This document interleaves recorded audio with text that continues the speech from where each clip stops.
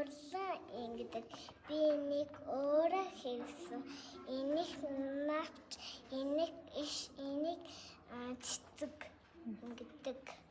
Хэн байдаг нү намайг аюун дээр ингэдэг.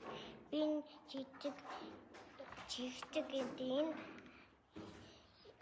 иш ингэдэг. Энэ бол навч ингэдэг. Би жижиг хийсэн.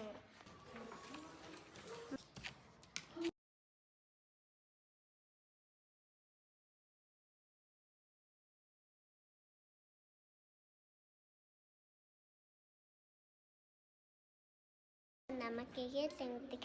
Энэ бол хуш цэцэг ингэдэг.